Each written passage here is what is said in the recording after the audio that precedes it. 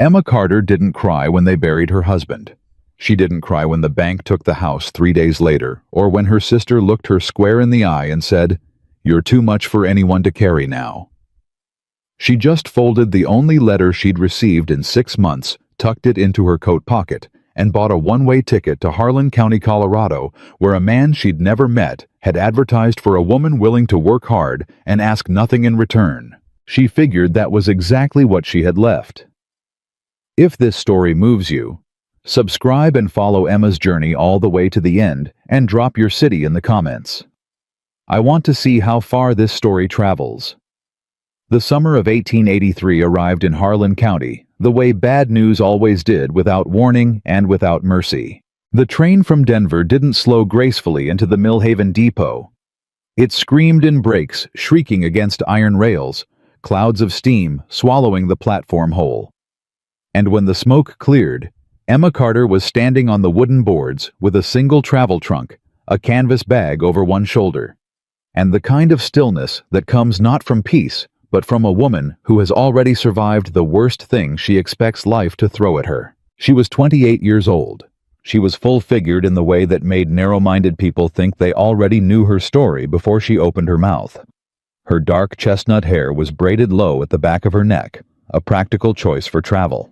And her dress, dark blue cotton, worn but clean, had been pressed the night before, with the kind of care that said, "I may have nothing, but I will not arrive looking like nothing." She stepped off the last car and stood at the edge of the platform, and she looked.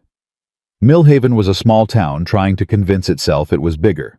A general store, a feed merchant, a 2-story hotel with a sagging porch, a church with a crooked steeple, and a collection of men and women who had nothing better to do on a Tuesday afternoon than watch the train come in. They watched Emma the way people watch something they've already decided to judge. A woman near the station steps leaned toward her companion and said something low. The companion glanced at Emma and covered a smile with her gloved hand. Emma had grown up with that look. She knew exactly what it meant. She let it pass through her like wind through a screen door, present noted, then gone. She scanned the platform for a man matching the description in the letter. William Hayes, 35. Brown hair, works a cattle and crop spread 6 miles south of town. The letter had been short, practical, almost curt. He was looking for a woman capable of maintaining a household and assisting with ranch work in exchange for room board and a monthly wage. No courtship language, no poetry, just the facts of a man who needed help and was willing to pay for it.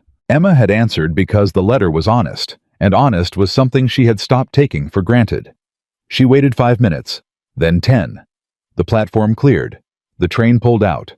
The steam dissipated. No one came. She walked to the station window where a young clerk with a red face and a mustache that hadn't quite committed to being a mustache was sorting mail without looking up. "Excuse me," Emma said. "I'm looking for a Mr. William Hayes. He was supposed to meet someone here today." The clerk looked up. His eyes moved over her once the way a man does when he's making calculations he thinks aren't visible on his face. "Hayes," he said flatly. "You're the one from the letter." "I am." He set down his mail stack. "Didn't come in today. Saw his wagon pass through yesterday, but not today." He said it like it wasn't his problem, like it was barely worth the breath it took to tell her. "Is there a livery?" Emma asked. "Someone who might know the road south." "Gunderson's End of Maine." He'd already looked back down at his mail. "But it's near 6 miles out to Haysland, and it's near noon." He said near noon the way someone says your own fault. Emma picked up her canvas bag. "Thank you for your help." She said it without sarcasm. She meant it as nothing more and nothing less than the words themselves, which was the kind of thing people sometimes found more unsettling than anger. She walked off the platform, trunk handle in one hand. Gunderson's livery smelled like horse sweat and old hay, which Emma found considerably more honest than the way Millhaven's Main Street presented itself. A heavy-set man with a sun-darkened neck looked up from a wheel he was repairing when she came through the open doors. "I need to get to the Hayes Ranch," she said. "Is there a wagon going south today? Someone I could pay for the ride?" The man Gunderson. She assumed wiped his hands on a cloth and looked at her trunk, then at her. "Nothing going south today till late afternoon, maybe evening," he said. "Could try to find you something, but it'd cost. And in this heat." He squinted. "You sure you can't wait?" "How far is 6 miles?" Emma asked. He blinked. "On foot." On foot. He was quiet a moment. Then, 2 hours. Maybe 2.5 this heat. Road straight south, you'll cross Linden Creek. It's low this time of year, easy to ford. After that, it's all open ground till you hit the property line. Old Cottonwood marks the turnoff. "Thank you," Emma said. She left her trunk with him for a quarter, and she started walking. The road south was packed dirt and sun glare, and the kind of heat that doesn't ask permission. It just leans on you and waits to see what you do. Emma walked. She had walked harder miles. She had walked out of a hospital where they told her Thomas was gone. She had walked out of a bank in St. Louis while the manager explained that the debts Thomas left behind were more numerous than the assets, and that the house that had been her home for 4 years would need to be surrendered within the month. She had walked across her sister's front porch carrying one bag, and she had listened to Margaret say, not unkindly, but without flinching, that there wasn't room enough, not really, and maybe Emma ought to think about what kind of life she could make for herself, because Margaret had 3 children and a husband who was barely keeping things together as it was. 6 miles in Colorado summer heat was nothing she hadn't already survived in other forms. She thought about the letter as she walked. She'd read it many times. Capable woman needed for household and ranch work. Wage paid monthly. References required. Contact W. Hayes, Harlan County, Colorado. She'd written back with her references, a former employer in St. Louis, a church elder who'd known her since girlhood, a neighbor who'd watched her run a household alone for the 3 years Thomas spent more time at the saloon than the supper table. She hadn't told William Hayes about the saloon. She hadn't told him much about Thomas at all. She'd told him she could cook, keep accounts, manage livestock, preserve food, sew, repair, and that she was not afraid of hard work or hard weather. He'd written back one sentence, "You can start 1st of July." She'd taken the train 2 days later. The old Cottonwood came into view when her feet were beginning to have opinions about the situation. She turned at the turnoff, crossed into the property, and stopped. She had expected a working ranch. What she found was a ranch that had been working once and had since been having a long argument with itself about whether it still wanted to bother. The fence line along the property road sagged in 3 places, posts leaning like men who'd had too much to drink. The barn roof had a patch of tin that didn't match the rest, and a dark stain spreading from the peak that suggested the patch wasn't doing its job. The chicken yard had birds in it, 6 or 7 hens maybe, but the coop gate was hanging off one hinge, and the ground inside looked like it hadn't been raked in a month. The house itself was a 2-story frame structure that might have been handsome once. The porch boards were sound. At least she tested one with her foot before she trusted it. The front door was closed. A window on the 2nd floor had a crack in the glass, sealed with what looked like putty and cloth. Emma stood in the yard and caught her breath and looked at all of it. "Ma'am?" The voice came from her left. She turned. A man had come around the side of the barn. He was tall, broad through the shoulders, wearing a work-stained shirt with the sleeves rolled to the elbows, and a hat that had seen more sun than shade. His hair was dark brown, going gray at the temples. His jaw was set in the particular way of a man who carries something heavy and has stopped expecting anyone to notice. He looked at her. He looked at the road behind her. "Where's your wagon?" he said. "I walked," Emma said. Something moved through his face, not quite guilt, but near enough to its neighbor.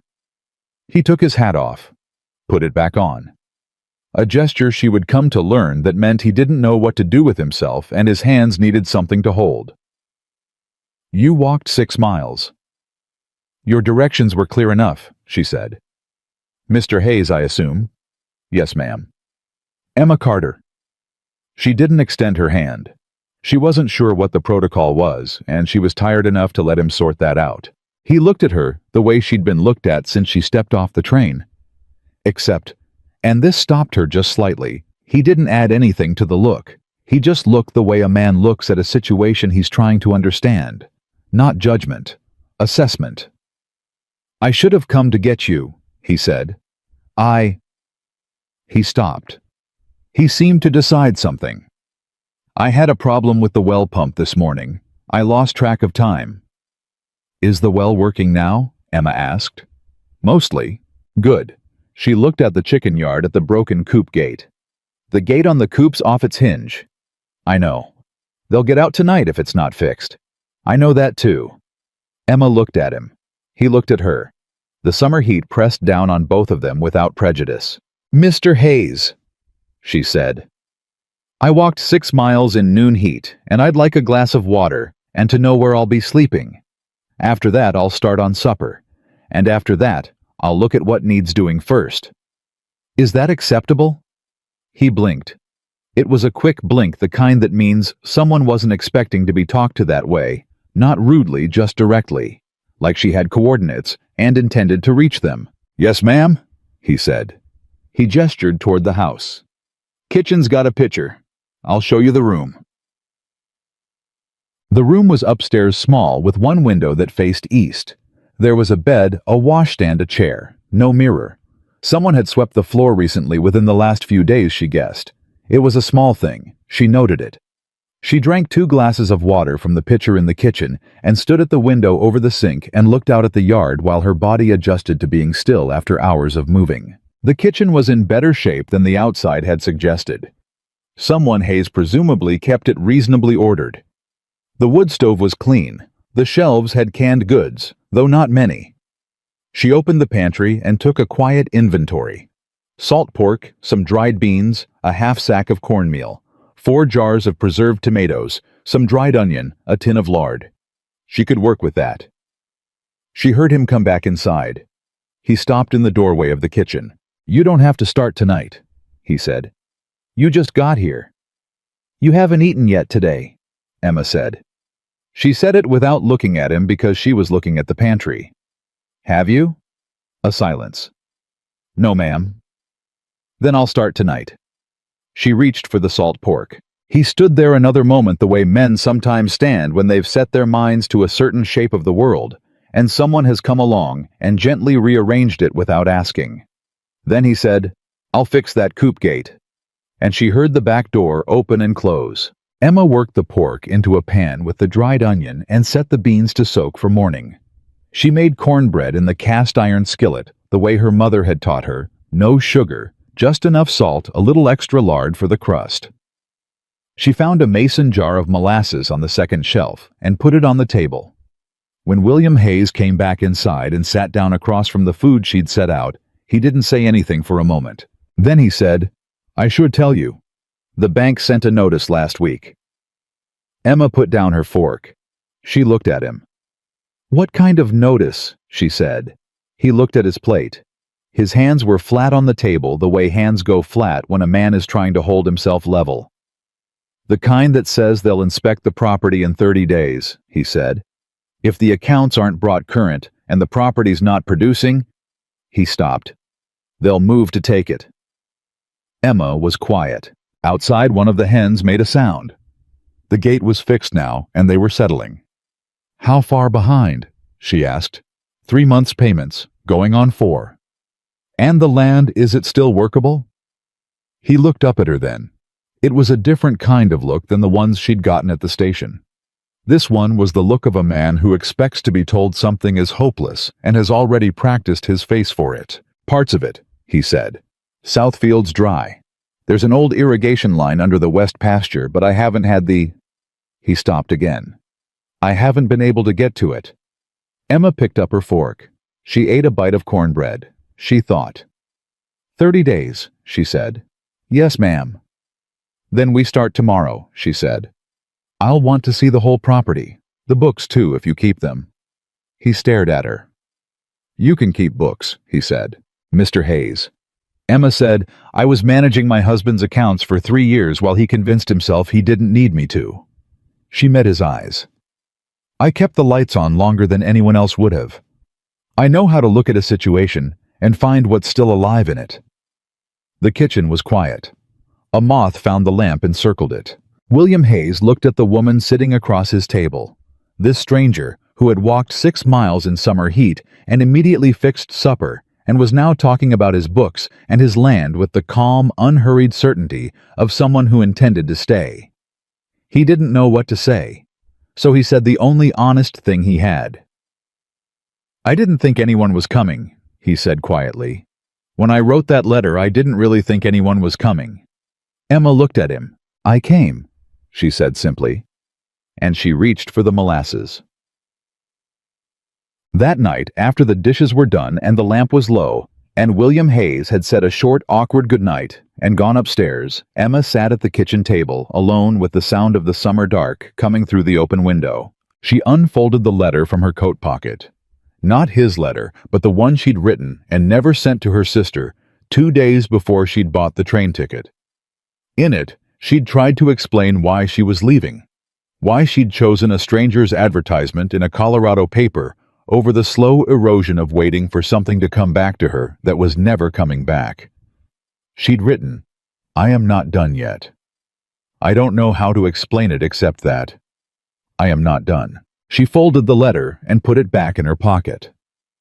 Through the window, the sky over Harlan County was enormous and black and littered with stars that didn't care one way or the other about the woman sitting at the table below them, or the man sleeping 2 floors above, or the failing land between them and whatever came next. Emma Carter looked out at all that indifferent dark, and she thought about 30 days and dry soil and a buried irrigation line and 4 months behind on payments. And she thought enough to work with. She blew out the lamp and she went to bed. Emma was up before the sun. Not because she couldn't sleep. She'd slept the hard, flat sleep of someone whose body finally stopped arguing with itself, but because she had made a list in her head before she closed her eyes, and the list had a beginning, and the beginning was dawn. She dressed in the dark, braided her hair without a mirror, and went downstairs to start the stove. By the time the first gray light was pressing through the kitchen window, she had coffee on salt pork sizzling and a pan of yesterday's leftover cornbread warming on the back of the iron. She had also, in the 20 minutes before the coffee finished, walked the chicken yard, counted the hens, 7, not 6. She'd miscounted yesterday, checked the water trough, found it low, filled it from the pump, and discovered that someone had been feeding the birds cracked corn with mold in it. Not a lot. Enough. She came back inside and stood at the stove and thought about that. William Hayes came downstairs at 6:10, still pulling his suspenders up, and stopped when he found her already at the stove with breakfast made and her boots damp from the yard. "You been outside already," he said. It wasn't quite a question. "Your chicken feed's gone bad," she said. "The cracked corn in the bin by the coop. There's mold through the bottom third. That's why your production is down." He stood very still. "I've had maybe 2-3 eggs a day," he said slowly. "You should have 7 or 8 with that many hens," she said. "The mold suppresses laying. We need to get rid of the contaminated feed and air out the bin before we put anything new in." She set a plate at the table and poured his coffee. "How far to the feed merchant in town?" 6 miles, he said. Then he seemed to remember, and something shifted in his jaw. "Same as everything else." "I'll write out what we need," Emma said. "If you're going in this week, I can add to your list. If not, we can make do for a few days with what's here. I can supplement with kitchen scraps and whatever's growing near the creek, if there's cress or clover." He sat down. He picked up his fork and held it and looked at his plate. "Miss Carter," he said. "Mrs. Carter." She said not sharply, just accurately. "Mrs. Carter." He paused. "I don't know that I explained when I wrote the letter how bad the situation is here." "You didn't," she agreed. "But I'm looking at it. I should have been clearer. Mr. Hayes." She sat down across from him with her own plate. "I didn't come here expecting a good situation. A good situation wouldn't have been advertising in a Denver paper. I came because I needed work and you needed help, and that seemed like a reasonable arrangement." She looked at him steadily. "So, unless you're telling me it's worse than 30 days and a failed inspection, I think we're still in the same conversation we were last night." He looked at her. "It's not worse than that," he said. "Good?" she said. Then eat your breakfast." He ate. Outside, one of the hens made a sharp, indignant sound, testing the repaired gate, probably finding it solid. Emma heard it and felt something very small and quiet move through her chest. Not satisfaction. Not yet. Something closer to the feeling of a first foothold on a steep climb. She was going to need a lot more of those before this was done. After breakfast, William showed her the property. He wasn't a man who narrated. He walked and he pointed and he said things like, "That's the south field," and "Pumps here," and "Barn roof's been like that since February." And Emma walked beside him and listened and watched and built the picture in her mind, the way she'd learned to build things not from the outside in, but from the bones out. The south field was dry. Not dead, she thought, not yet, but dry in the way land gets when it's been asked to produce without being fed. The topsoil had cracked in long, thin lines like a map of a place that had given up on rain. "When did you last irrigate?" she asked. "April mostly. Creek was lower than usual come May. I didn't want to pull too much from the well, it's not deep." "There's an irrigation line under the west pasture," Emma said. "You mentioned it last night." He stopped walking. He looked at her sideways. "I mentioned it once." "You said you hadn't been able to get to it."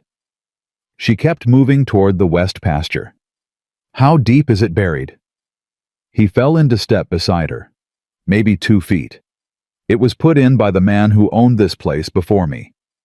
Old clay tile system runs from the creek tributary up along the west side, if it's still intact." He stopped. "What?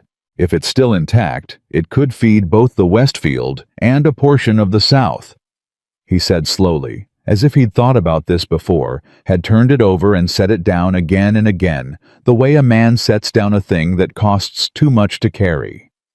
"Why haven't you tried to find out if it's intact?" Emma asked. The silence that followed wasn't evasive. It was heavier than that. It was the silence of a man who has been so close to losing something for so long that he stopped being able to look directly at the ways it might be saved. "Digging's a 2-person job," he finally said. "And until a week ago, there was only me." Emma looked at the west pasture. She looked at the cracked earth of the south field beyond it. She looked at the sky, which was already turning that particular shade of white that meant the heat was building, and it wasn't yet 7 in the morning.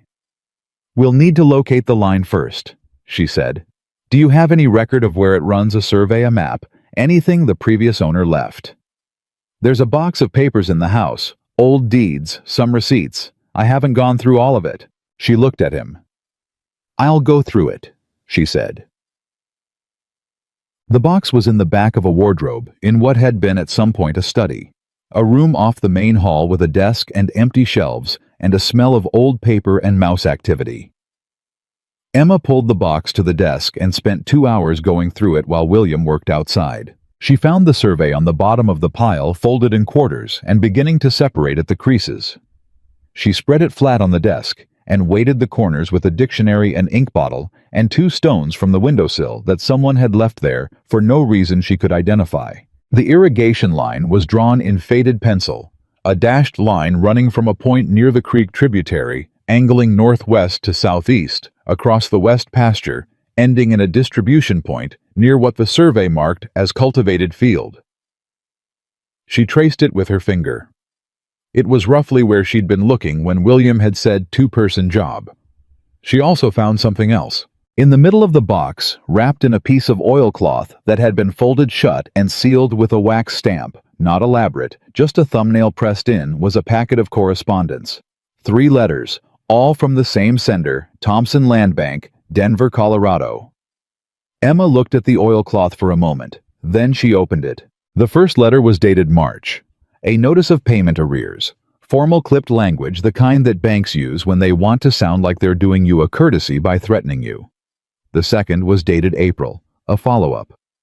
The tone slightly sharper, a reference to actions available to the institution under the terms of the original agreement. The third letter was dated 2 weeks ago. Emma read it twice. Then she read it a third time slowly, because the third time was when she caught the specific language, the clause buried in the second paragraph, after the standard notice of inspection, after the reference to the 30-day window. Any outstanding liens against the property, including, but not limited to the secondary note, held against the parcel described in Exhibit A, will be considered callable upon failure of the primary mortgage obligation.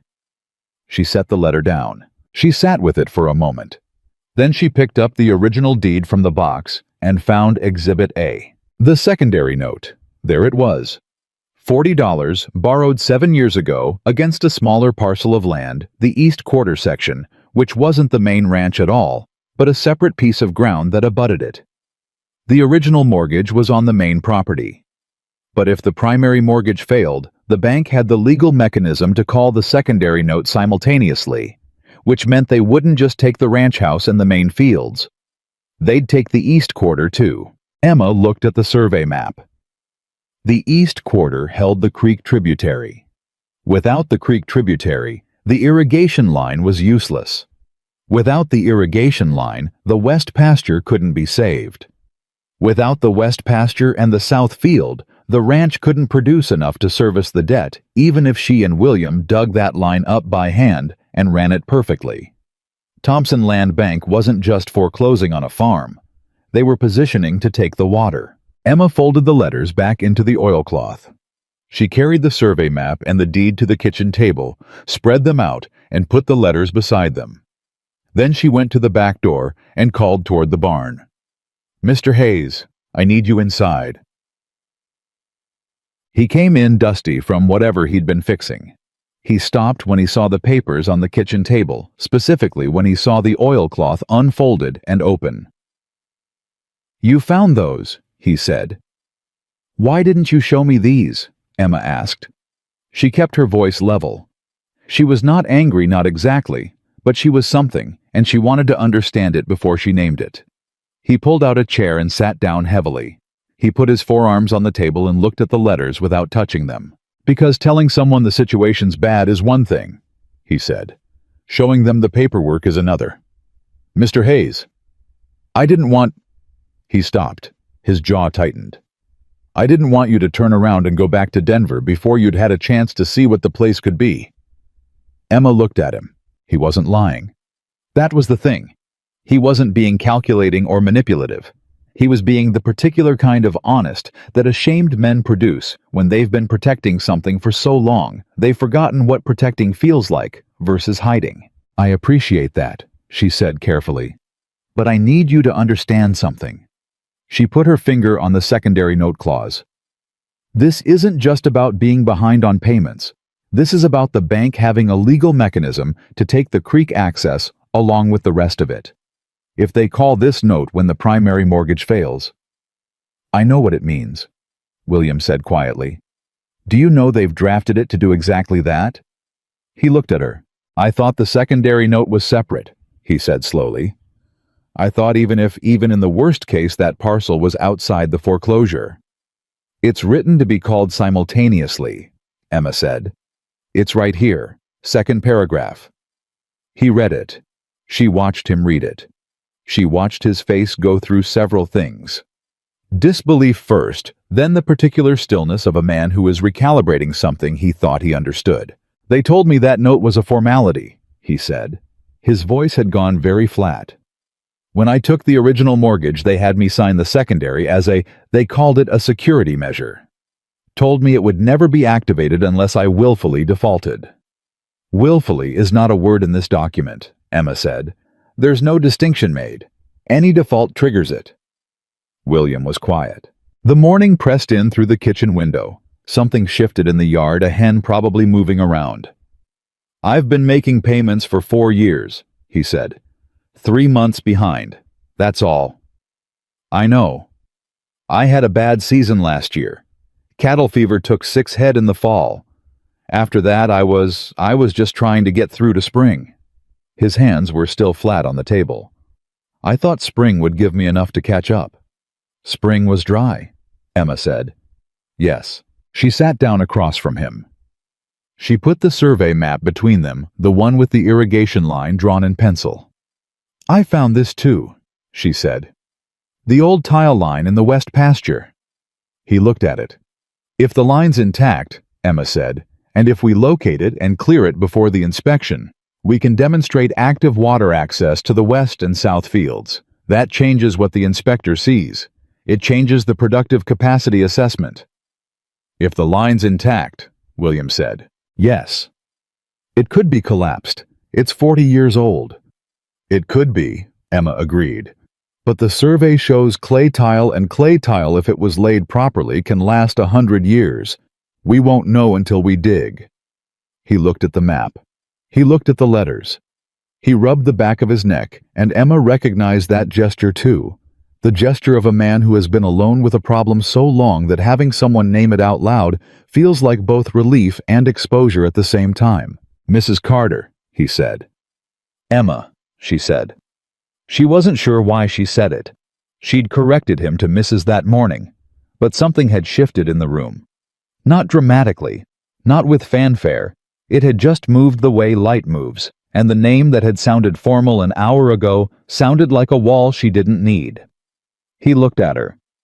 Emma, he said at once, trying it. What do you think we should do?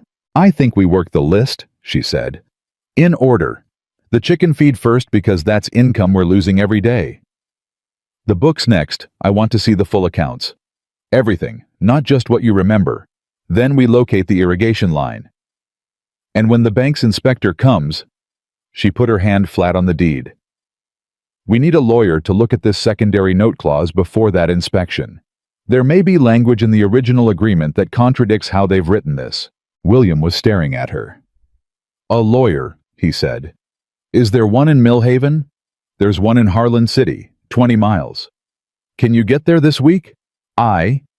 He stopped, started again. It'll cost. So will losing the creek access, Emma said. A silence. Then William Hayes did something she didn't expect.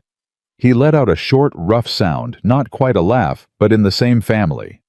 Like something releasing that had been held too long. You're not what I expected, he said. Emma reached for the coffee pot and refilled his cup without asking. What did you expect? I don't know, he said honestly. Someone who'd look at all this and... He gestured at the papers, the map, the oilcloth letters. And want to leave. I thought about it, Emma said. On the road in from town, when I saw the coop gate and the barn roof. She set the pot back. But then I thought about what the alternative was, and walking 6 miles in the heat started to look better. He looked at her. He was not laughing. He was doing the thing just before that, the thing where a person's face opens slightly, where the parts they've been holding in position let go for just a second. What's the alternative? He asked quietly. Emma picked up her coffee. Going back, she said. And I've already been there. Kid. They spent that afternoon on the books. William Hayes was not a man who liked accounting. That was clear from the first 30 seconds of looking at his ledger, which was less a financial record and more a document of selective memory entries, made when he remembered to make them gaps spanning weeks, numbers that didn't line up a system that had started organized and gradually become a record of a man who'd had too many other problems to sit down with a pen. Emma didn't say any of that. She just asked him to sit with her and answer questions while she worked through it, and he did, and she wrote, and they talked, really talked for the first time for 3 hours. She learned that the cattle fever had hit in October. 6 head of a 12-head beef operation, half his herd. He'd sold the remaining 6 in December below market because he'd needed cash and couldn't carry them through winter on a failing forage supply.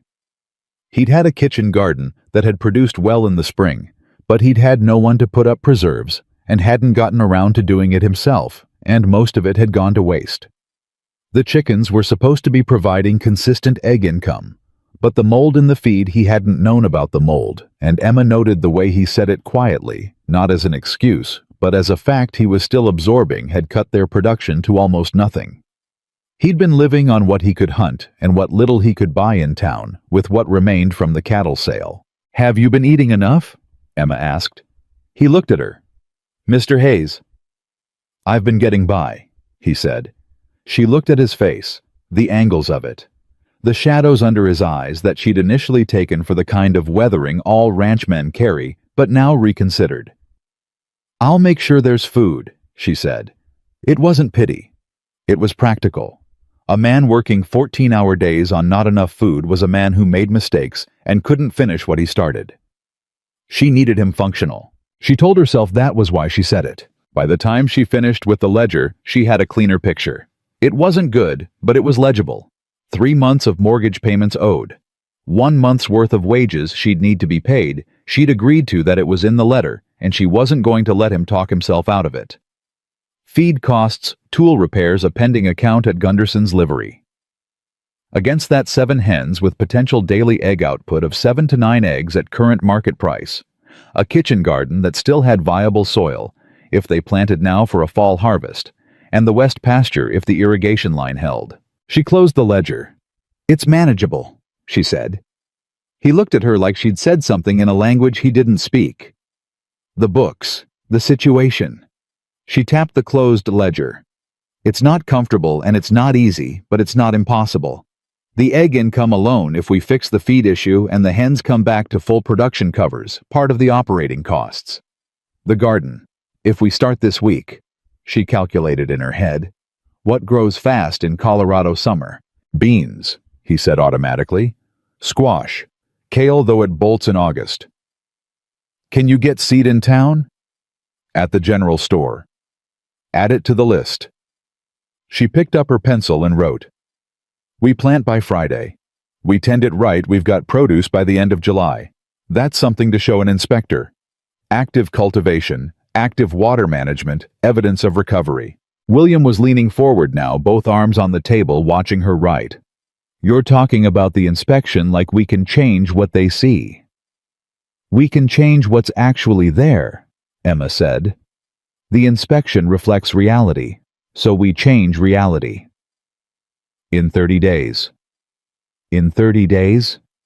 She agreed. She looked up at him. "You said you haven't had anyone here. How long have you been working this place alone?" He was quiet a moment. 11 months. "And before that, my brother." He said it in a way that closed a door. "He left." She didn't push on the door. 11 months alone on a property that needs 2 people minimum, she said. "You haven't failed, Mr. Hayes. You've been outnumbered." He looked at her. She looked back at him. "There are 2 of us now," she said. "Let's act like it, Shay." 3 days passed, and Emma Carter remade the rhythm of the Hayes Ranch. She was not loud about it. She was not dramatic. She did not make announcements or ask for acknowledgement. She simply identified what needed doing, did it, and moved to the next thing. And the things she couldn't do alone, she put in front of William Hayes with the quiet certainty of a woman who had learned that you don't ask permission to survive, you just begin. The feed bin was emptied, scrubbed, and aired on the first day. She found good cracked corn at the general store. William made the trip, and she'd sent him with a written list that specified the grade and condition she wanted. And by the second morning, the hens had clean food and fresh water. And by the third morning, she found 4 eggs in the coop instead of 2. She didn't say "I told you so." She put the eggs in a basket and made breakfast. She started the kitchen garden on the second day. She didn't wait for William. She found the tools in the barn, turned the soil herself in the plot. Alongside the house, worked in composted material from the barn corner where it had been sitting untouched and useful for months, and planted beans and squash in rows. She measured with a length of twine she found hanging on a nail. William came around the side of the barn mid-morning and stopped. "You're doing that alone," he said. "I'm doing it now," she said. "I could use help with the second row if you have an hour." He didn't answer immediately. He stood there watching her work, and his face did the thing she was starting to recognize, that particular rearrangement of a man who keeps expecting to be left to manage on his own, and keeps finding instead that someone has arrived and started.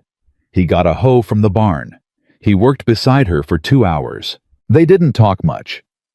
The heat was serious by mid-morning, and talking uses breath, and breath was better used for other things.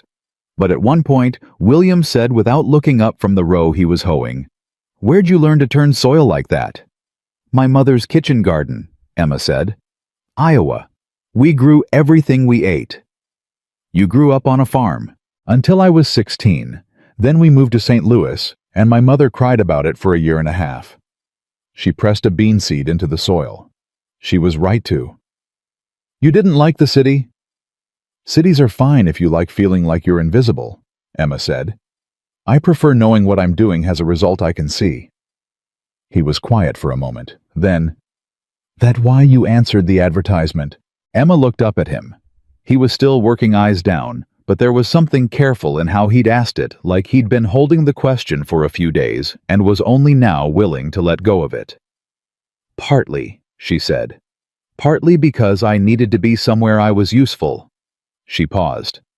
And partly because the letter was honest. Most people aren't when they want something from you. He looked up at that. I didn't tell you how bad the books were, he said. You told me it was bad, she said. That's more than most.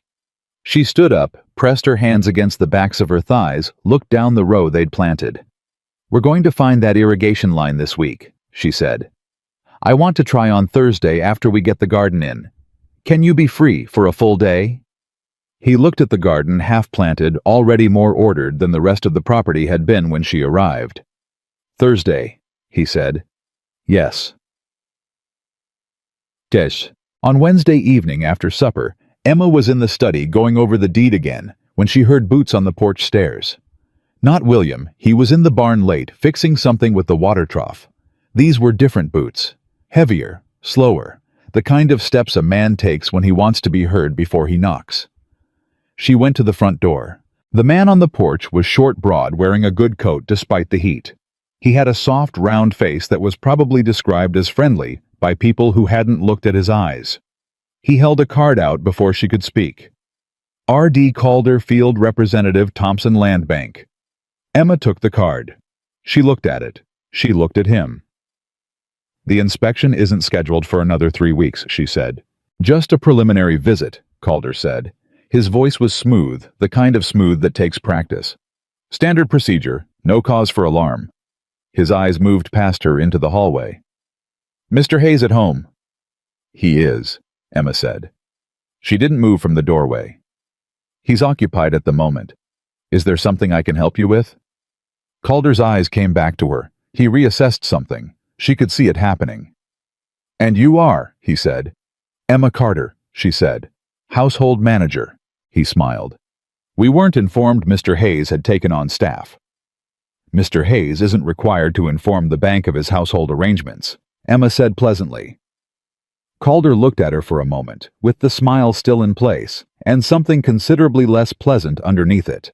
Of course, he said. I'll just leave my card. When Mr. Hayes has a moment, I'd like to discuss the timeline. There's some flexibility in the schedule. He paused, and it was the kind of pause that isn't a pause at all, but a delivery mechanism. Depending on how certain conversations go. Emma held his card. I'll let him know you came by, she said. She looked at the card once more, then back at him. Mr. Calder, the account is being addressed. You'll see that at the inspection. He looked at her another moment. I'll look forward to it, he said. She waited until he'd gone down the porch steps and she'd heard his horse move away from the yard before she went to find William. He was at the trough with a wrench and a lantern, and he looked up when she came around the corner of the barn, and something in her face, or maybe it was her pace, made him set down the wrench. Someone just came from the bank, Emma said. A field representative, R.D. Calder. William went very still. He's never come out here in person before, he said. I know, Emma said. That's the part that matters. She handed him the card. He looked at it, and he looked at her, and in the lantern light something moved through his face that was not quite fear. It was something older than fear, something that had been sitting underneath everything for 11 months and had just been given a name. They're not waiting for the inspection, Emma said. Or they want to make sure we know they could move faster if they wanted to. One or the other. What do we do? He said. Emma reached out and took the card back from him. She held it between 2 fingers. Thursday, she said. We find that irrigation line. And Friday, You ride to Harlan City, and you find that lawyer." She looked at him directly. "We're not going to wait for them to move first." William looked at her. The lantern swayed between them. The summer dark pressed in on all sides, and the ranch was very quiet, and somewhere out in the south field, the cracked earth was waiting for water, and the bank was waiting too, but for something different. "All right," William Hayes said. It was a quiet word, a small word.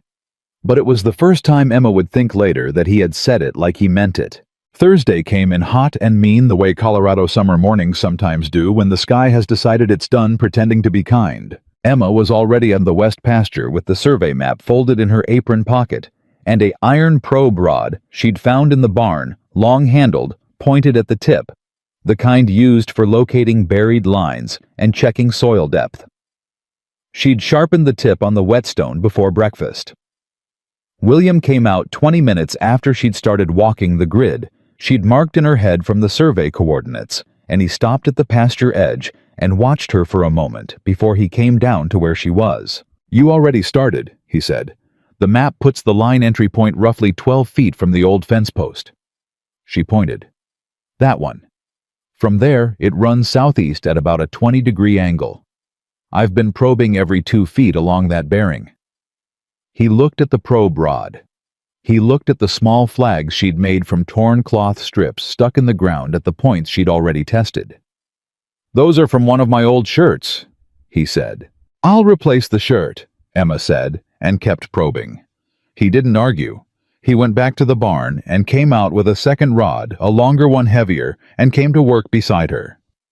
They moved in parallel lines 3 feet apart, pressing the rods into the earth every 2 feet and feeling for resistance. The sun climbed. The heat built. Neither of them talked much because talking would have meant stopping, and stopping felt like something neither of them could afford. It was William who hit it first. 40 minutes in, he pressed the rod down and it stopped. Not the grinding halt of rock, but the specific hollow-feeling resistance of something man-made, something that still had a shape under the ground. He pressed again. Same spot, same depth. "Here," he said. Emma was beside him in 3 steps. She took her rod and probed 2 feet to his left. Same resistance, same depth. She moved 2 feet to his right. There again. "It's intact," she said. She said it quietly, but something ran through her voice that she didn't try to stop. William crouched and pressed his hand flat against the ground the way people do when they want to feel something they can't quite believe yet. "You sure?" "The resistance is consistent," she said. "Collapsed tile would be irregular. This is a continuous surface." She stood up. "We need to dig a test hole. 18 inches wide, go down to 3 feet, see what we're dealing with." He straightened. He looked at her. His face had done the thing again, that particular opening, that brief, unguarded moment. But this time, there was something else underneath it. Something that looked, if she was being honest with herself, very close to hope. They dug the test hole together. It took an hour. The earth was hard-baked from the surface down, and it resisted the shovels with every stroke. Emma dug until her shoulders ached, and then kept digging, and William dug beside her without comment on her pace or her ability, which she appreciated more than she would have said out loud. At 2.5 feet, Emma's shovel hit the tile with a sound that was unmistakable, a clean ceramic knock, the sound of something solid that had been waiting underground in the dark for 40 years for someone to find it. William stopped digging. He reached down and brushed the dirt away with his hands. The clay tile was intact, uncracked, still fitted at the joint. He sat back on his heels. He didn't say anything for a long moment. Emma stood above him, looking down at the exposed tile, and felt the particular quiet that comes when something you've been calculating as possible turns out to actually be real. 40 years, William said. "It's been down here 40 years. Clay lasts," Emma said, "if the joints hold. Can we clear it?" "Not in a day, but we don't need to clear the whole line." She crouched beside him, looking at the tile. "We need to expose enough of it to get water moving again. If we can open the intake at the creek end and clear the first 60-70 feet of blockage, any silt or root intrusion, we can get a test flow before the inspection." She looked at him. That's a week of work if we do 2 people 4 hours a day. We've got 3 weeks, William said. We've got less than that, Emma said, because we still need to build the case for the lawyer and the garden needs tending, and Calder coming out here unannounced tells me the bank's timeline may not be what the letter says. William stood up. He wiped his hands on his thighs. He looked at the tile in the ground, and he looked at the south field beyond it, and he looked at Emma. Then we start today, he said. I know, she said. That's why I came out here at 6. No. That evening, when the digging was done for the day, and Emma had supper on, and the kitchen smelled of beans and salt pork, and the good honest smell of work completed, she sat down at the kitchen table and started writing. Not to William. Not a list.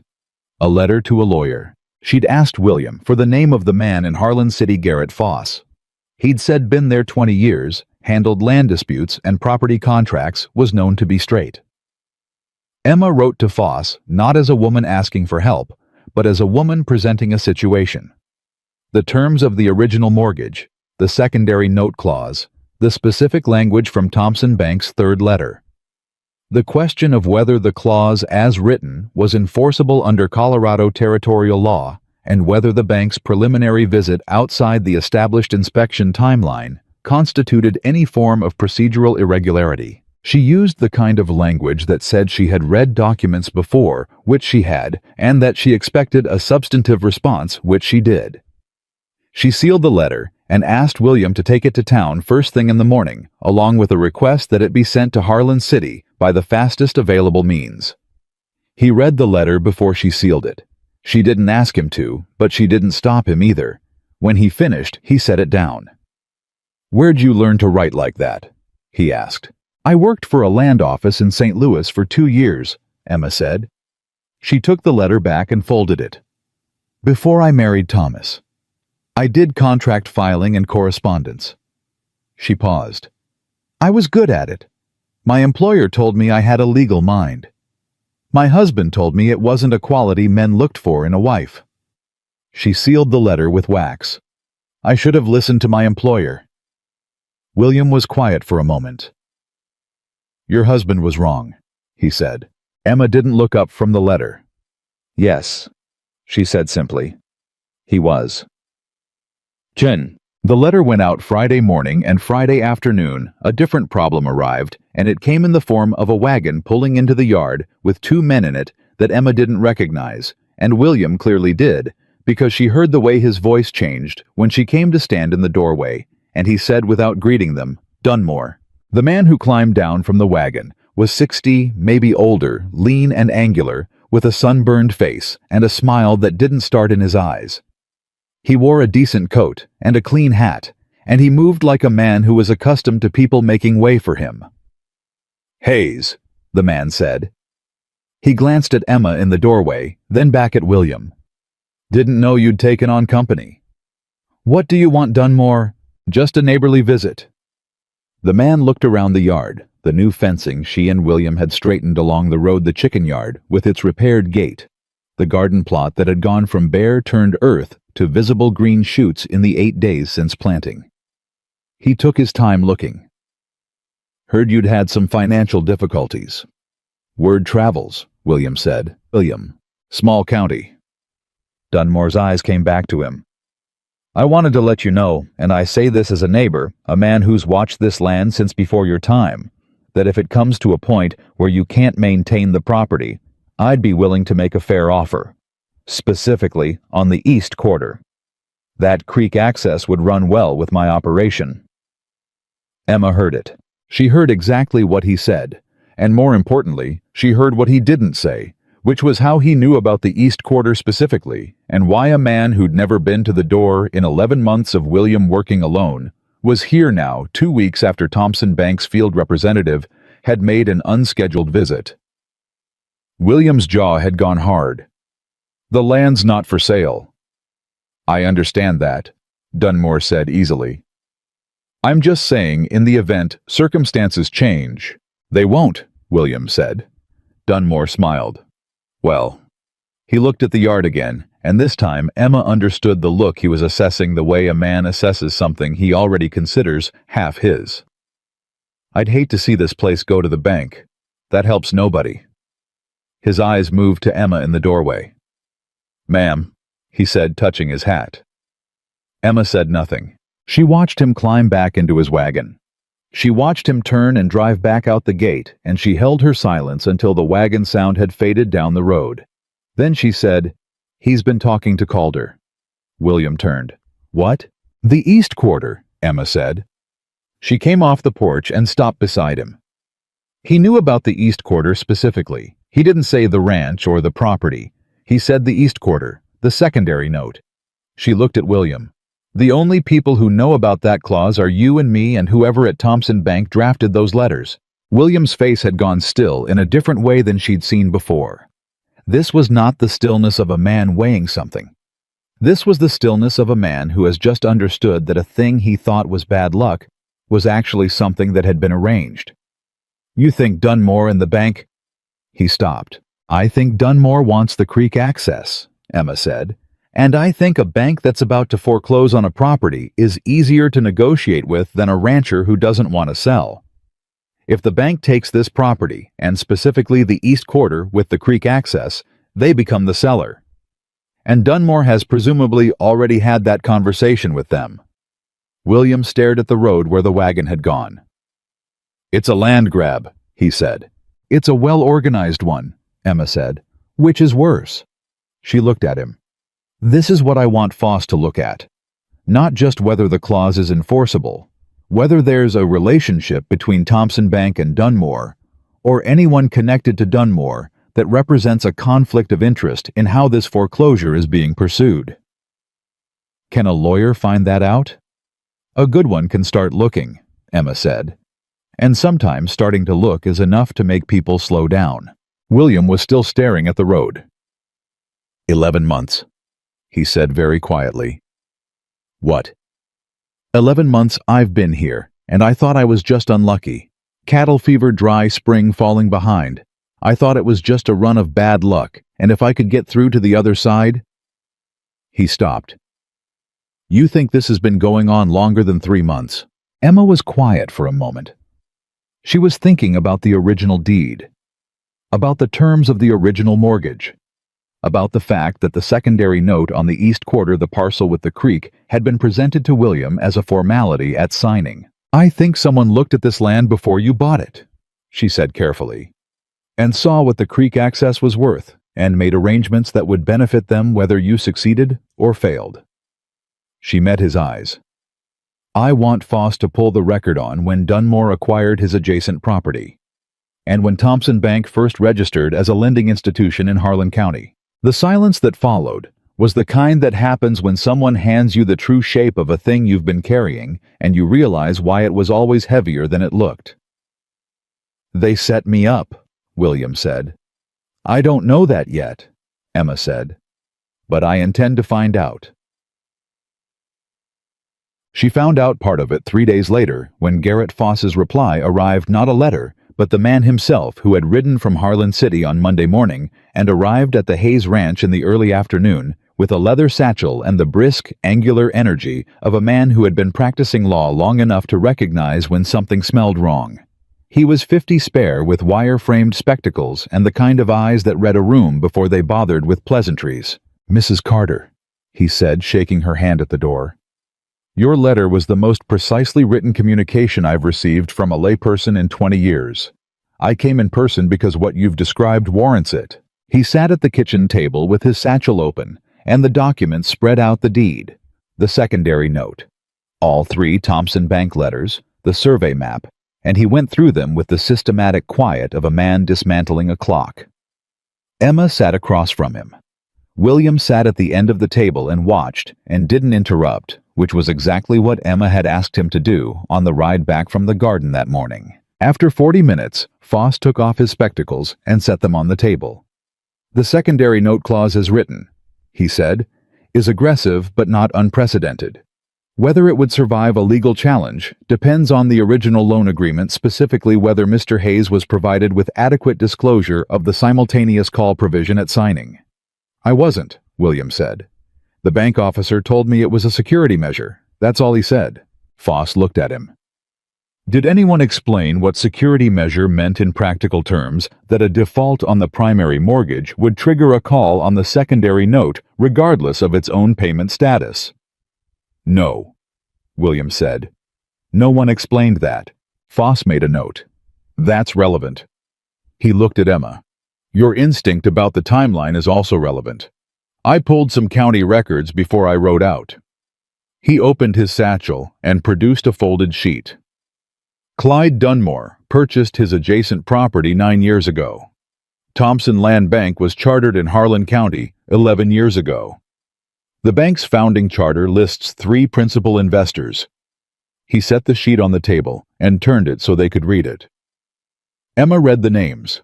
The second name was R.D. Calder, not field representative, principal investor. She looked up at Foss. Calder is an investor in the bank, she said. A founding investor, Foss said. Which means the man who came to this property for an unscheduled preliminary visit is not an employee of the lending institution. He is a partial owner of it. He paused. That is a conflict of interest in the administration of this foreclosure proceeding. It may also be relevant that the third founding investor, he tapped the sheet, is Clyde Dunmore's brother-in-law. The kitchen was quiet. William's hands had gone flat on the table again. Emma recognized the gesture by now, knew what it meant, what he was pressing down. They built the bank to do this, William said. His voice was very low. I can't prove intent from these documents alone, Foss said carefully. But what I can do is file a challenge to the foreclosure proceeding on the grounds of undisclosed conflict of interest and inadequate disclosure at the time of the secondary note signing. That challenge properly filed will require Thompson Bank to respond formally. It will also trigger a review of their foreclosure practices more broadly.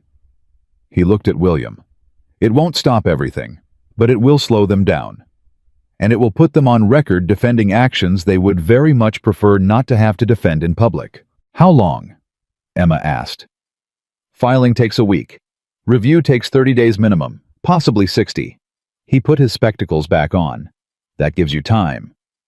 Time we're going to use, Emma said. Foss looked at her. Something in his face shifted the kind of shift an experienced person makes when they recognize something in someone else. I believe you, he said. He began gathering the documents. My fee. Whatever it is, Emma said, we'll pay it. Half now, half when the challenge is filed. She said well without looking at William. She heard him not say anything about it, which was as good as agreement.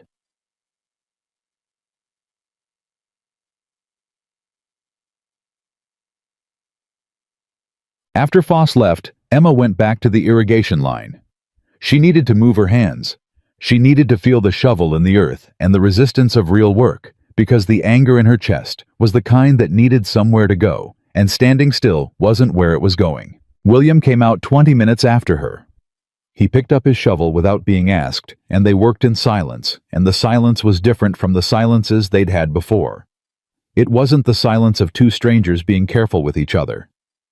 It was the silence of 2 people who have learned that some things don't need to be said to be understood. They'd been digging for an hour when William said without stopping, I want to tell you something. Emma kept digging. Go ahead. When my brother left Marcus, my younger brother, it wasn't just that he got tired of ranch work. He paused. A shovel load of earth turned over. He told me I was too stubborn to ask for help, that I'd let this place fall apart before I'd admit I couldn't do it alone. Another pause. I told him he was wrong. Emma didn't stop working. He was right, William said. She looked over at him. He was working, not looking at her jaw set, but there was something different in it, the set of a man releasing something, not holding it. He was right, William said again, quieter this time. And I've known that for about 6 months. I just couldn't figure out how to... He stopped. I didn't know how to stop being the thing I was being. Emma thought about that. She thought about Thomas and the house in St. Louis, and the particular loneliness of being capable in a situation that refused to let you be useful. It's hard to ask for help when you've spent a long time being told you should be enough on your own, she said. He looked at her then. "Who told you that?" he said. She stabbed the shovel into the earth and left it standing there and wiped her hands on her apron. "My husband," she said. "Society. The mirror sometimes when I listen to it." She looked at him directly. I stopped listening. He held her eyes for a moment. The summer light fell across both of them, hard and direct, no softness to it. "I'm glad you answered that advertisement," he said. Emma picked up her shovel. "I'm glad it was honest," she said. They went back to digging. The following morning, everything changed. Emma was at the chicken coop collecting eggs, 7 of them now. Full production restored, when she heard a horse coming fast up the road. Not a wagon. A single horse, hard-paced, the kind that said whoever was riding it had decided urgency mattered more than the animal. She set down the egg basket and walked to the yard gate. The rider was a young man she didn't recognize, maybe 20, with a dust-covered face and the look of someone who'd been sent somewhere with a message and told to go fast. He pulled up at the gate and looked at her. "I'm looking for William Hayes," he said, breathing hard. "He's in the barn," Emma said. "What's happened?" "Message from Harlan City," the boy said. "From Mr. Foss." He pulled a folded note from his coat. He said to bring it today. Emma took the note and read it standing in the yard. Her face did not change. She was good at that, had learned it early and practiced it since, the ability to hold her expression steady while her mind moved fast in a different direction. She folded the note. "Thank you," she said to the rider. She reached into her apron pocket for a coin. "Get some water from the pump before you go." She walked to the barn. William was repairing the harness, sitting on a crate, with leather and tools around him, and he looked up when she came in, and read her face the way he'd been learning to read it. "What is it?" he said. She handed him the note. He read it. She watched his jaw set. Foss had received word from a colleague in Denver. Thompson Bank had filed an accelerated foreclosure motion that morning. Not in 30 days, not in 3 weeks. They were requesting a court date in 10 days, citing evidence of active deterioration of the property's productive capacity and risk of asset loss. 10 days. "They know we found the irrigation line," Emma said. "Or they know we're fighting back. Either way, they've decided not to wait." William stood up. The harness fell to the floor. "Foss hasn't filed the challenge yet," he said. "He will today," Emma said. "I'm going to write him a reply right now and have your fastest horse ready in an hour. But William—" She stopped. It was the first time she'd used his given name without thinking about it. He noticed. She noticed that he noticed. The challenge buys us time. But time alone won't save this. We need to have something to show. Not in 3 weeks. In 10 days. He looked at her. "The irrigation line," he said. "The irrigation line," she said. "The garden. The egg production records I've been keeping since I arrived. Every single indicator that this property is not deteriorating, that it is actively recovering." She met his eyes. "I need you to work like you've never worked before. I need everything we've been doing to accelerate. Every spare hour, every morning, every evening after supper. I need this place to look like what it's becoming, not what it was." William was quiet for exactly 3 seconds. "All right," he said.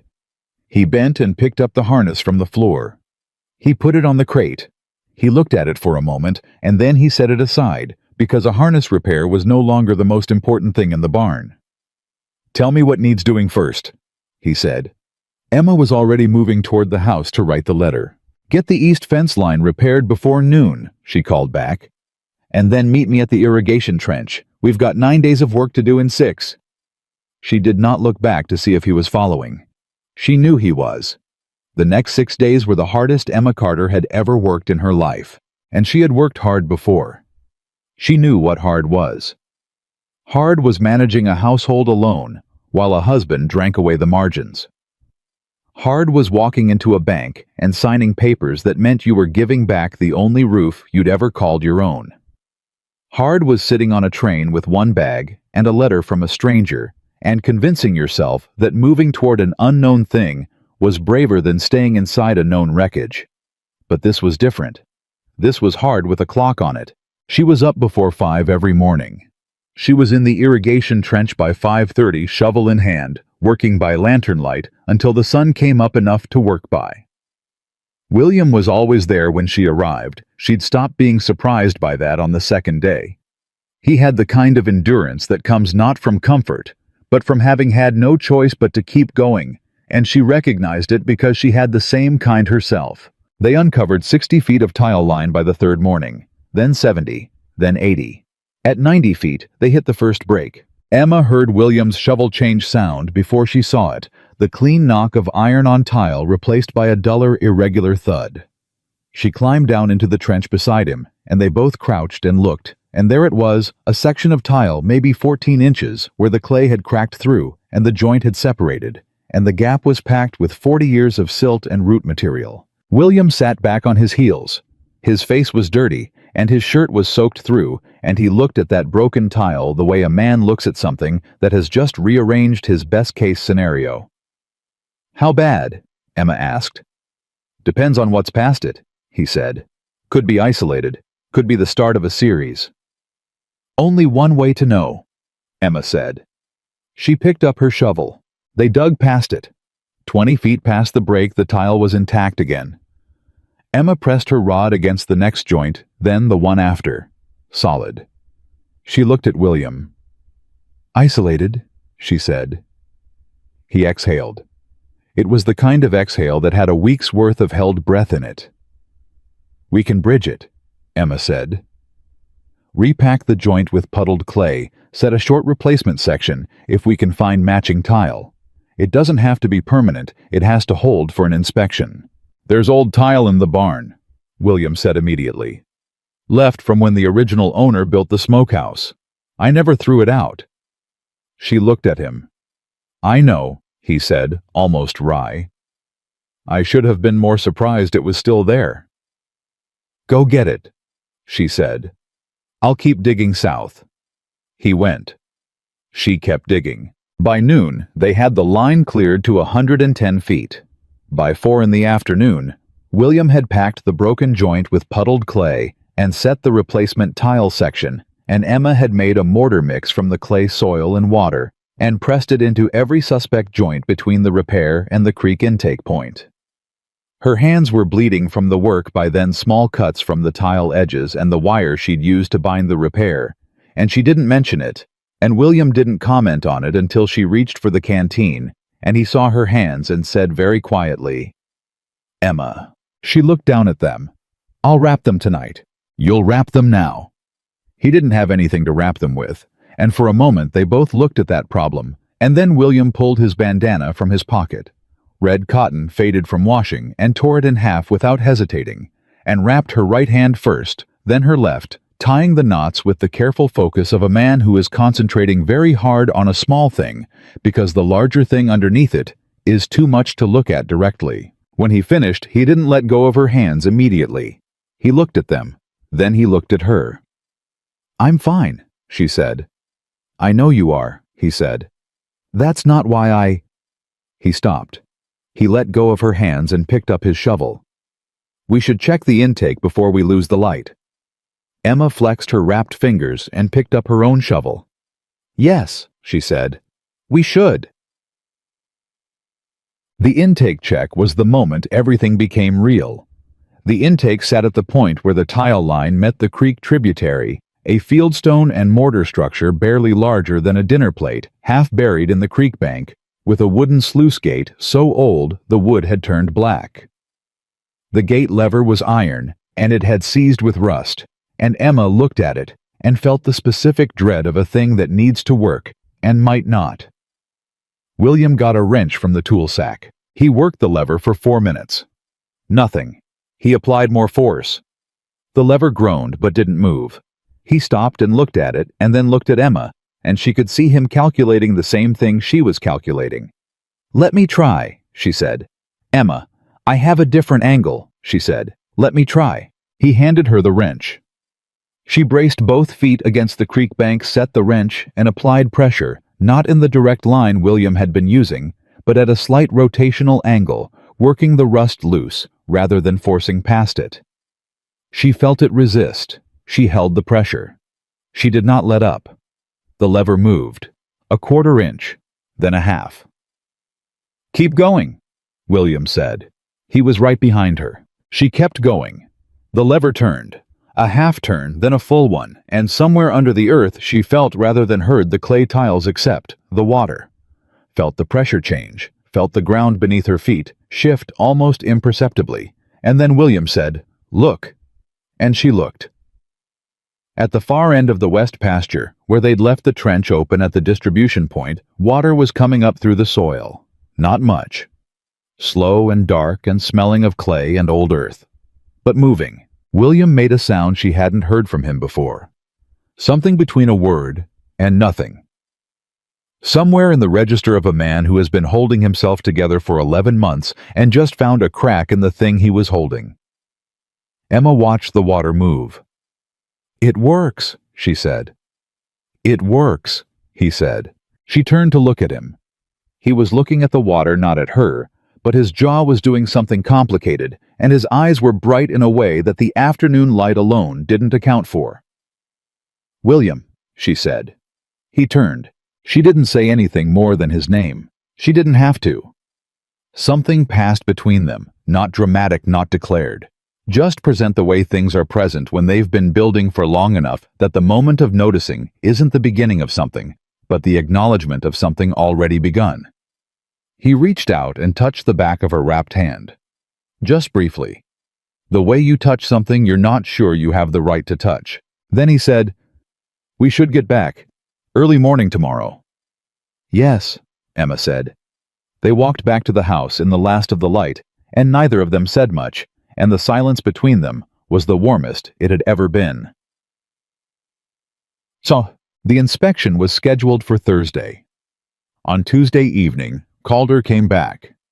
Emma heard the horse in the yard and went to the window and saw him dismounting at the gate, and something cold and precise moved through her. She was at the front door before he reached the porch steps. "Mr. Calder," she said. He looked up. He seemed unsurprised to find her there. Maybe he'd expected it. "Mrs. Carter?" He touched his hat. "Is Mr. Hayes available?" "He's occupied," Emma said. "You can speak to me." A pause. Calder's smooth face adjusted. "The bank has been informed that a legal challenge has been filed," he said. "I wanted to come in person to assure Mr. Hayes that this doesn't need to be adversarial. There's a path here that's better for everyone." "I'm sure there is," Emma said. "Tell me about it." He looked at her steadily. "The bank is prepared to offer a restructured note, extended payment timeline, reduced monthly obligation in exchange for a partial conveyance of the East Quarter parcel. The creek access only, roughly 12 acres. Emma kept her face level. 12 acres. The creek. Wrapped up in the language of a favor. "And who would the creek access be conveyed to?" she asked. "The bank or Mr. Dunmore?" Something shifted in Calder's face. It was very small and very fast, but Emma had been watching his face and she caught it. "The bank holds the instrument," he said. "As a founding investor in the bank." Emma said, "You hold it too, as does Mr. Dunmore's brother-in-law.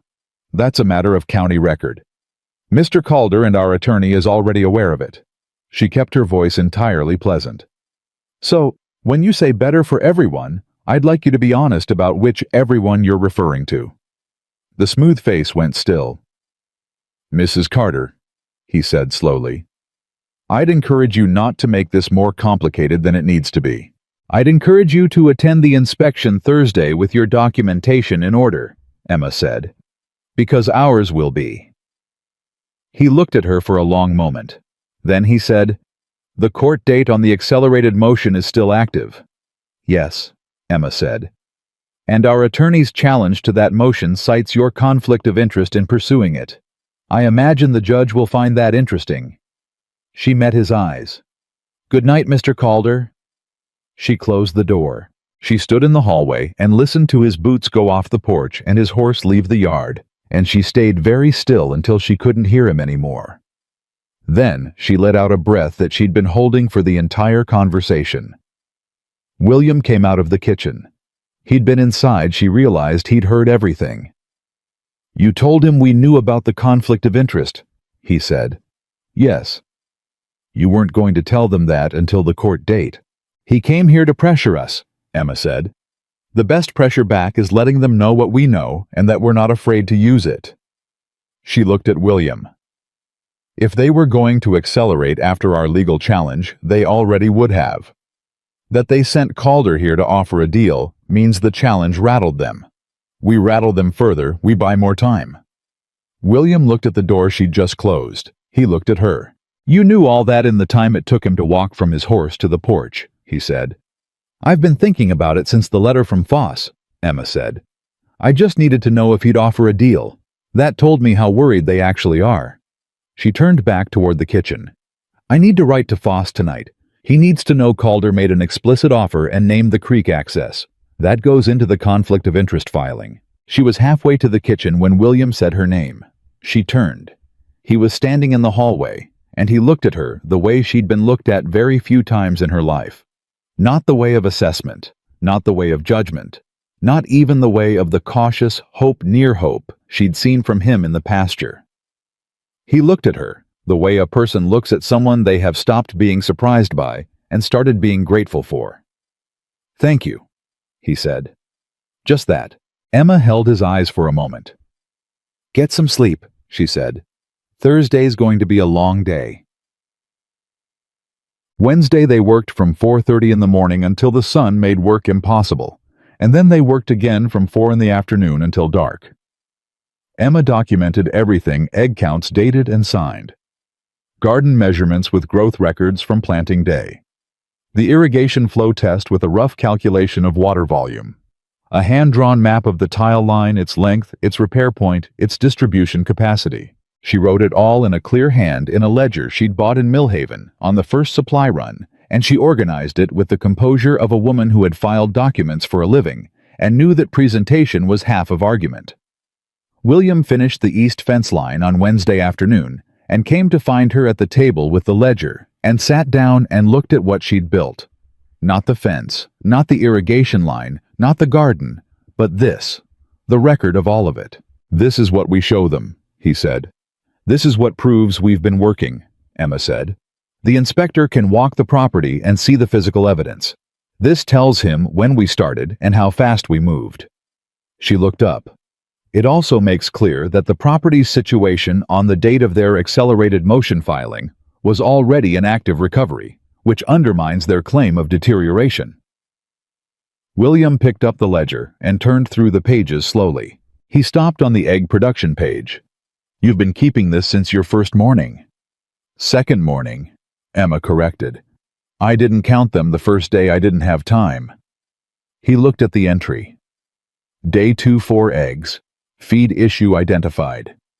Then the entries climbing 5, 5, 6, 7, 7, 7 steady and documented a record of a problem found and solved. He set the ledger down. Emma, he said. She looked at him.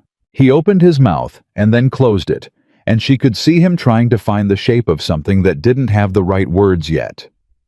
William Hayes was not a man who talked around things, which meant that when he couldn't find words, it was because the thing was real enough that the wrong words would diminish it. Say it however it comes, she said quietly. He looked at his hands on the table.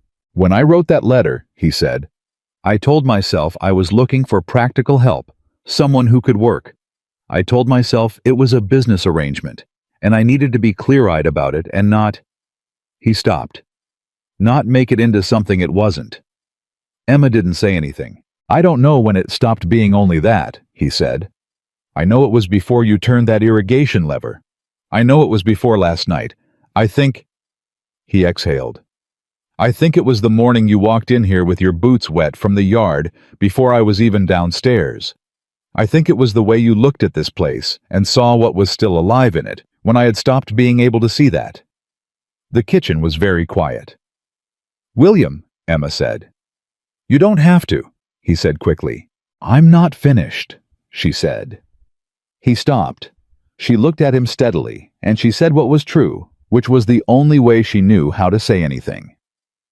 When I got on that train, I told myself the same thing. Practical arrangement. Work for wages. Don't make it complicated." She paused. "I'm not very good at following my own instructions." Something happened to his face, something that started at the corners of his eyes and moved down through the whole of it. "No," he said. "No," she said. "As it turns out." He reached across the table and put his hand over hers. Not the bandaged one, the other one, the one that still had a scratch along the knuckle from Wednesday's digging, and he held it, and she let him. "Thursday," she said after a moment. "Thursday." He agreed, and he didn't move his hand, and she didn't pull hers away. Thursday morning arrived the way important mornings do not, gently, not with ceremony, but just suddenly there, gray light at the window, and the sound of birds, and the particular quality of air that means the day has started, whether you're ready or not. Emma was ready. She had been up since 4. The ledger was on the table. The property was as prepared as 6 days of brutal work could make it.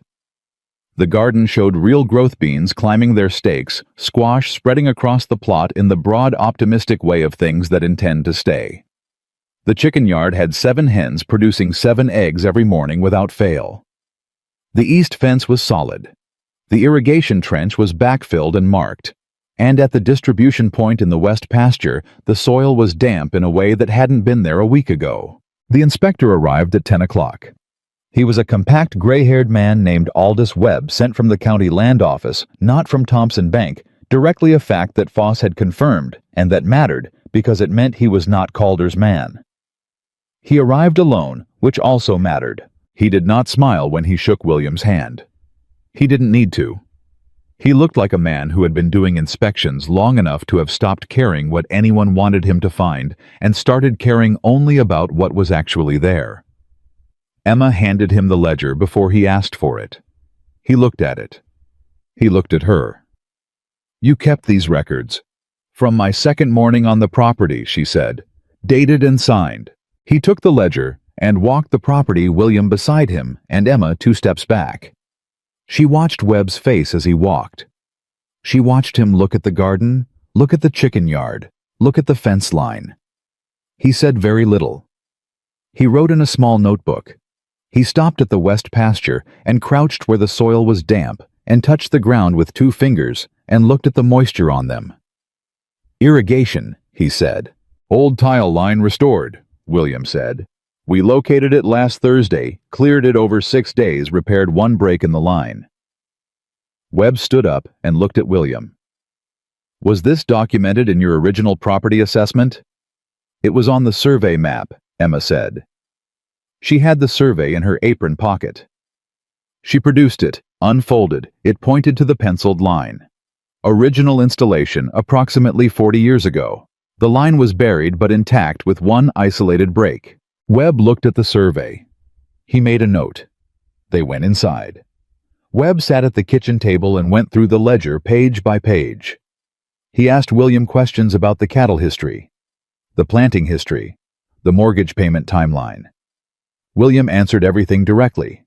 No evasion, no performance. Just the facts of a man who had learned that honesty was the only ground worth standing on.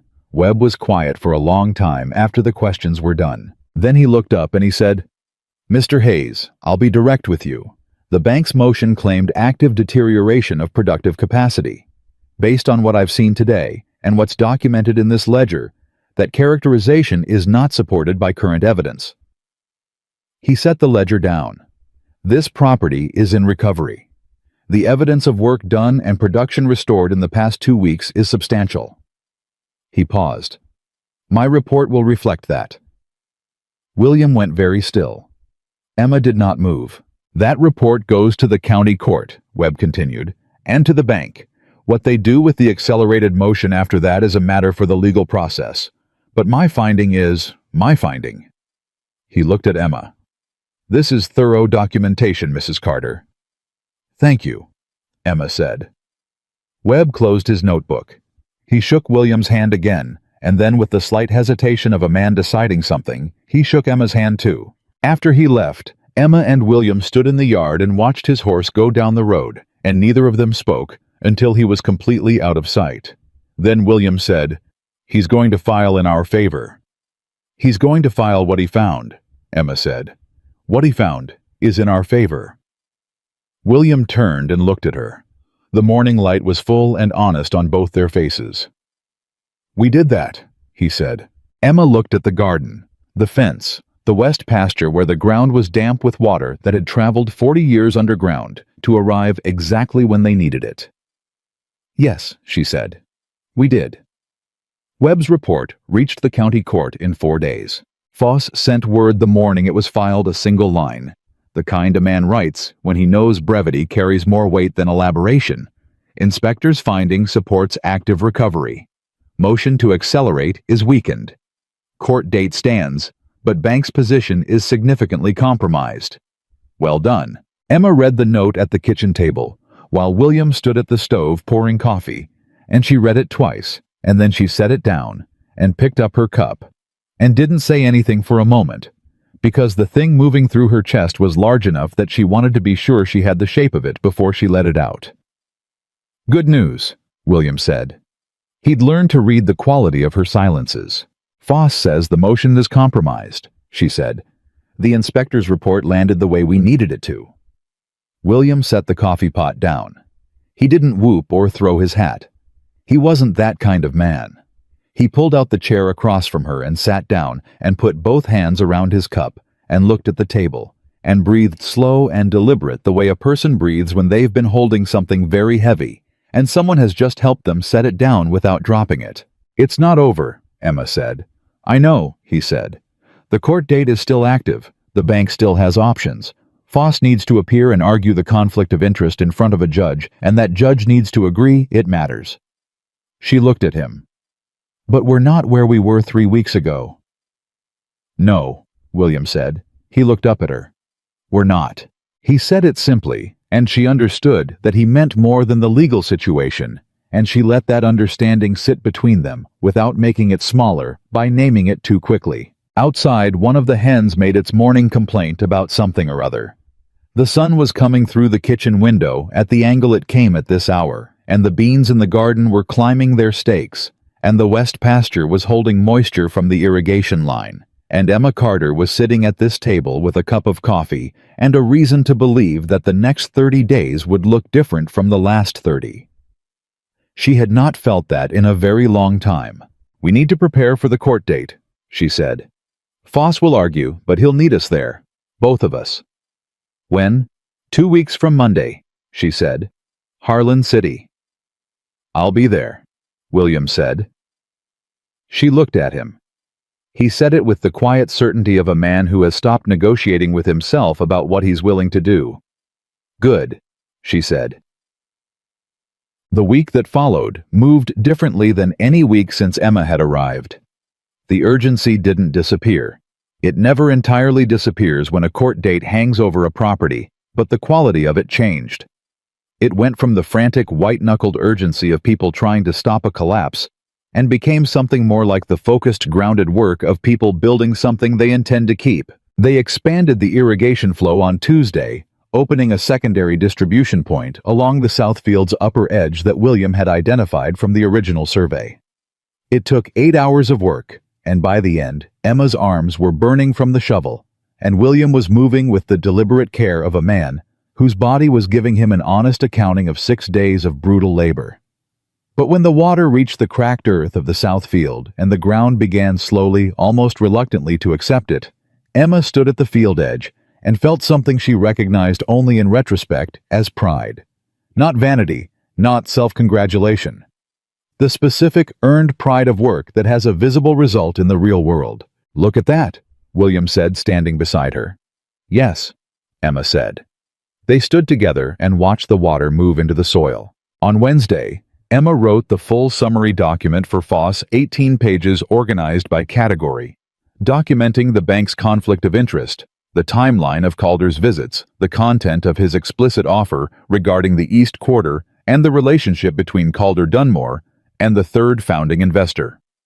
She cross-referenced the county records Foss had provided with the dates from William's mortgage history, building an argument that the bank's lending to William in the first place had been structured with foreclosure and the subsequent acquisition of the creek access as the intended outcome. She worked on it for 2 full days. William brought her coffee and didn't interrupt, and occasionally looked over her shoulder at the pages with an expression that was part awe and part the look of a man who is quietly revising every assumption he'd ever made about what one person could accomplish alone at a kitchen table. On Friday, she set the last page down and pushed back from the table and stretched her neck, and William, who had been pretending to repair a piece of harness near the door for the past hour while actually watching her finish, said, "Done." "Done," she said. "Is it good?" Emma looked at the stack of pages. "It's the truth," she said. "Organized as clearly as I know how. Whether it's good depends on the judge." "Foss said you had a legal mind," William said. Foss was being kind. "Foss doesn't strike me as a man who says things to be kind," William said. "He strikes me as a man who says things because they're accurate." Emma looked at him. He was leaning against the doorframe with his arms crossed and his hat pushed back, and he was looking at her with the direct, uncomplicated regard of a man who has stopped protecting himself from what he sees. "You should take that to Harlan City yourself," he said. "Ride out Monday morning, meet with Foss. Go through it together before the court date. You know it better than I do. You know it better than he does at this point." "I'm not a lawyer," Emma said. "You don't need to be a lawyer," William said. "You need to be the person who knows where every piece of evidence is and what it means and why it matters." Foss argues. "You arm him." He met her eyes. "That's what you've been doing since you got here." Emma was quiet for a moment. "You'd be all right here for 2 days alone?" she asked. Something moved through his face. Something almost amused, except underneath the amusement was something much more serious. "Emma," he said, "I was alone here for 11 months. "You were barely surviving for 11 months, she said. "And now I know how not to be," he said. "Because of you." He straightened from the doorframe. "Go to Harlan City. Meet with Foss.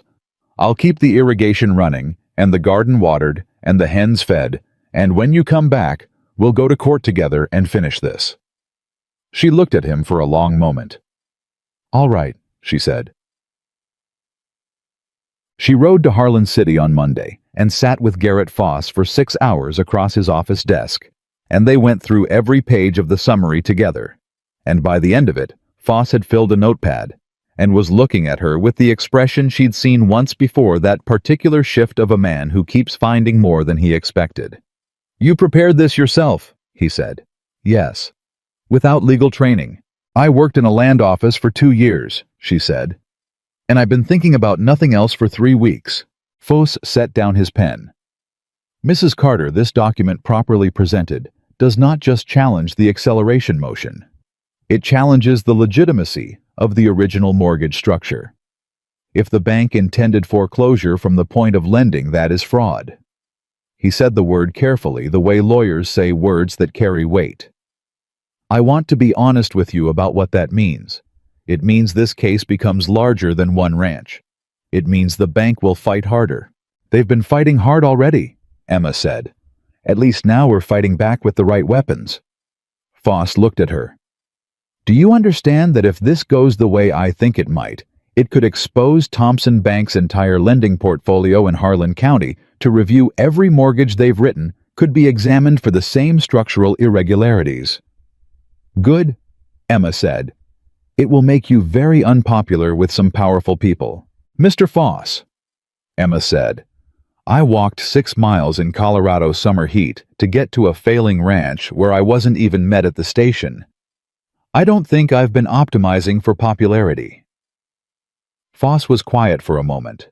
Then he did something she hadn't seen him do before. He smiled. It was brief, controlled, the smile of a man who has spent decades being professionally expressionless. But it was real.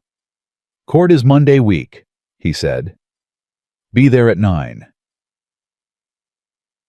She rode back on Tuesday afternoon, and when she came through the gate of the Hayes Ranch, the first thing she saw was the garden. It had grown. She'd been gone 2 days, and it had visibly grown, the beans reaching another 6 inches up the stakes, the squash sprawling further out across the turned soil.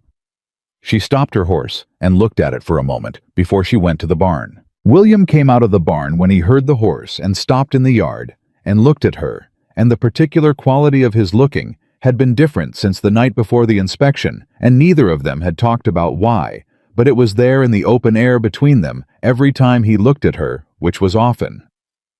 "How'd it go?" he said. "Foss thinks the case is stronger than he initially assessed," she said. She slid down from the horse and he came forward and took the reins without being asked. "He's going to argue original fraud, not just conflict of interest." William's hand stilled on the reins. Fraud.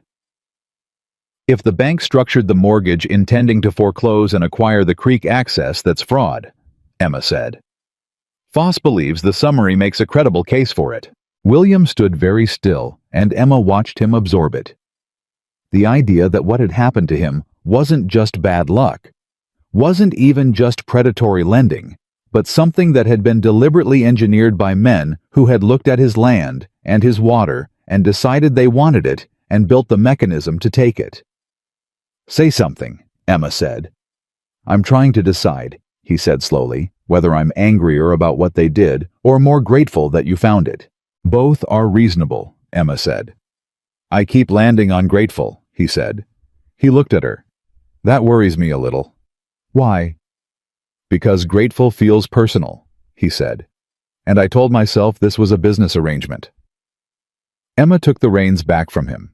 She led the horse toward the barn herself, and he walked beside her, and she said without looking at him, "You told yourself a lot of things when I first got here." "So did you," he said. "Yes." "How are yours holding up?" She glanced at him. He was looking straight ahead, but the corner of his mouth had moved. "About as well as yours," she said. They put the horse up together and neither of them said anything more about it that evening. But the something that had been building between them since the morning she'd arrived with wet boots and a will to work was no longer something either of them was pretending not to feel. The court date was 10 days after Emma returned from Harlan City, and the night before it, Clyde Dunmore came to the ranch for the second and last time. Emma heard the wagon and knew before she reached the window. She went to the door. William was already there, one hand on the frame. Dunmore didn't come to the porch this time. He stayed in the wagon. That told Emma something, that he knew the ground had shifted and he wasn't willing to stand on it. "Hayes," he said, "I heard what that lawyer's filing." "Then you know more than I'm going to tell you," William said. "This is going to get ugly," Dunmore said. "For everyone. The bank, the county people are going to be dragged through something nobody wants." His voice was measured, reasonable, the voice of a man who believes he can still negotiate. "There's still a clean way out. Withdraw the counterclaim, settle the arrears on a restructured note, let the East Quarter transfer quietly. No court, no lawyers, no public record."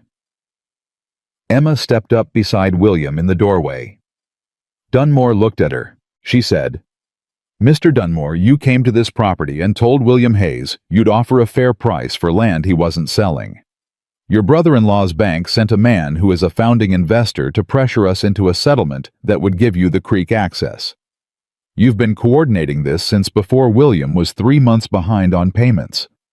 She held his eyes. "There is no clean way out.